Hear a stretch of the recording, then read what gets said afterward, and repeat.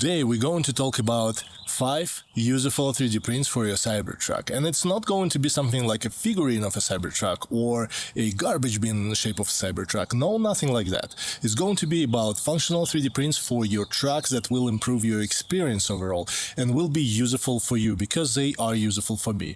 But it's highly recommended to have either a Cybertruck or a 3D printer at home, or better both, because, you know. Okay, so let's print the first one, and I'm going to print it out of ABS on my H2D. But you can use PTG if you want to, you'll have just a little bit glossier look. A little longer than a few minutes later.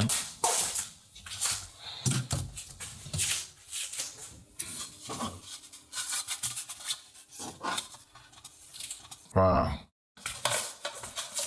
And I already have a similar product. I think this one is from EVBase, and you may ask why to bother and 3D print this. Well, I'll show you why. While I absolutely love this product, it has some travel here, and I used these foam pads just to keep it in place a little bit better so it gets stuck in there and kinda doesn't move much, but still it's not sitting there properly. While this 3D printed part should sit there like very snug.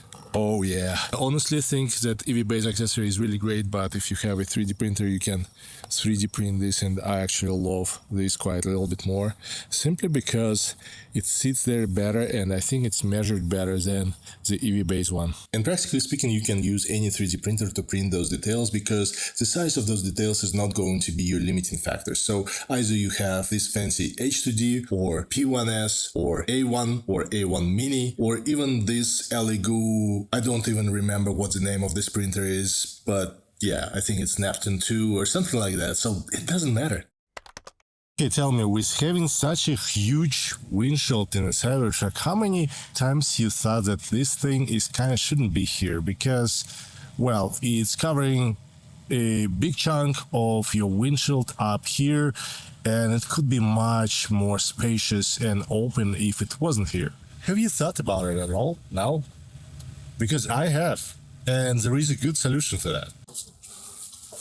So here you go, and it looks like this. So it has a hook here for your windshield cover and another hook here for holding it in place. Let's install it. The installation of this thing is pretty much elementary. We need our B-pillar, we need the top trim, and it goes just under this part of the trim. It has this hook here that goes underneath of the trim, just like so. It goes there with no any effort, and it keeps it in place like this. And we need to tackle the top part of this accessory under the top part of the trim, and because of this little teeth over there, it's not easy, so you need to use something like this. And I have, I don't know, like thousands of this because of the previous accessories, so I'll just pry it open it like so and put it in. And actually I'm doing it with a single hand because another hand I'm using to film this thing, so it's easy. And now we can have this sunshade and put it just right here like so, and we'll have our unobstructed view of the sky if we need it. And if you're curious about the difference, here is a windshield with sunshades. It's not too bad, but definitely not a great choice of design. So now we can move them to the side just right here, and just look at that. Perfect.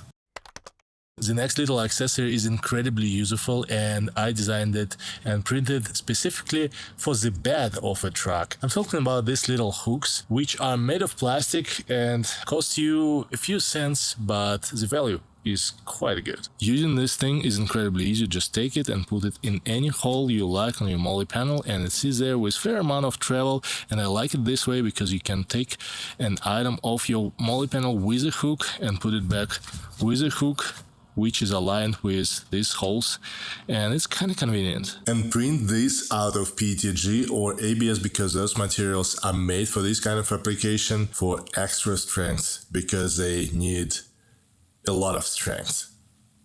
Yeah, as you can see here, these hooks are all over the place, and I have a bunch of items hanging from those hooks. They can hold up to 55 pounds of weight, and in my experience they can hold even more, no matter either you drive on a highway or in a bumpy road. They just hold and don't break, and in my opinion these things have an incredible value because you can print them for a few cents on your 3D printer, and you know, you can organize the bed of your truck as you want, especially if you have moly panels, or you can buy them on Amazon, which I don't recommend because they are overpriced. Just print them. But it doesn't matter, use this information as you want. Also, while I was making this video, I made the second version of the hook. It clicks in place and in general much better and allows you to hang bigger things on those hooks. So the next set of 3D prints is not like standalone designs for a Cybertruck, but rather they fix some flows or improve experience with some particular accessories of mine that I own and absolutely love, but they are not ideal. So I 3D printed some stuff for those accessories and I fixed them. I hope I did. So at this point it means that you either have those accessories and you want to continue watching this video, or you don't and you want to stop here and like or dislike and subscribe or unsubscribe or whatever that thing that people on YouTube do. But I would definitely appreciate if you do something with those buttons down below, because... And the first thing is the rear view mirror. Not particularly the mirror, but it's camera part. And I'm talking about this little guy, and I absolutely love this print. First of all, it protects your rear view camera from any kind of elements. I've never got my camera obstructed. Another thing, I like the design. It looks completely OEM. It doesn't look like something out of the design of Cybertruck. It looks like it was placed there in the beginning, and because it's like far from the ground, it never got dirty or anything like that, and this thing helps to protect it. The first 3D print that I want to talk about is actually very small and very quick to print, but it adds incredible value in my opinion because it's made for a third-party compartment for your central console, and it allows you to pull out that compartment insert with ease. This handle, it sits there on a double-sided tape. Since then, it's been, I don't know, like 4-6 months, maybe more. I showed you this little print a while ago. I printed it out of PLA for my central console, and it has been definitely a must-have since then. This is great. Looks OEM, simplifies the access to the bottom of the console, so it's great. Perfect. And now we have 5 3D prints, but because I've been making this video for so long, and you probably noticed that I'm changing through the video, I actually fixed a couple of flaws for the fridge that I have. And let me explain the problem and how I fixed it, because I think these 2 prints that I made and designed are an absolute must-have for this accessory, and they improve the experience drastically. I would highly recommend to print them, or at least to consider printing them, because, well, based on my experience, they are freaking amazing and change the whole thing, how you use it. See, when you install it, it's not completely solid, so you can shake it, and it's not shaky when you're driving. It's pretty much sitting there as it should. It doesn't rattle or anything like that. I just don't like the fact that it's a little bit shaky like this way, as you can see, so I decided to fix it. You see, there is quite a gap over here under the fridge, and it's purposely done this way so you can easily put it out, but this is the reason why you can slightly move the fridge. The easiest way to solve it is to use a couple of pieces of foam from each side, but I've come up with this, and these are mount pins. Let's call them that. So how they work, they pin the fridge to its dedicated place, and it will not have any movement. They also will not damage anything. So you just push them in from both sides, and this is it. And if you need to pull them out, you just use a handle and you just pull them out when you need to remove your fridge or do whatever you need to do. And now with these things, we can easily close this gap. We just push them in like so from one side and from the driver's side as well. And now just take a look at that. it's rock solid. Perfect. Now, the next minor issue that I mentioned in my review of this fridge is that when you open it, the lid doesn't close and it basically closes on your hand when you're trying to reach something.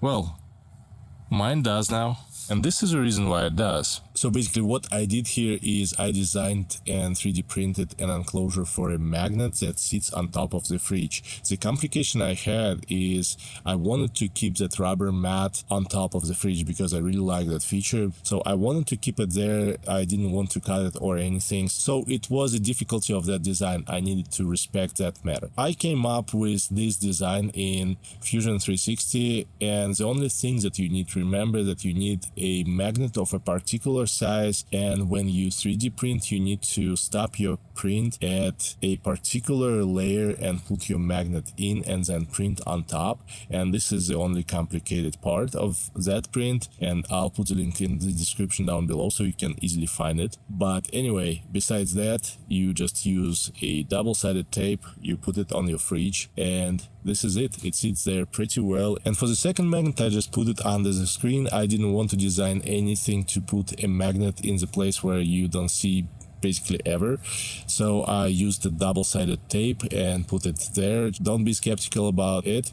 You just need to use the right tape, and I'll put it in the description down below as well so you can find all that stuff that you need for this print. And I think this is probably the most useful print for this fridge because it kind of clicks in place and the magnetic force is just enough to keep it in place while you're driving. It's not falling down on your hand. Either it's bumpy road or highway speed, it just doesn't matter. I tested it all and it works. Perfect. Okay, so this is it. This is the end of the video, and well, nothing crazy, nothing super difficult. So these kind of prints you can get in a few hours of printing, and they will definitely improve your experience with your Cybertruck if you have such an experience or you have a 3D printer. So for this category of people, I made this video and I hope you like it. Thank you for your time. See you later. Bye.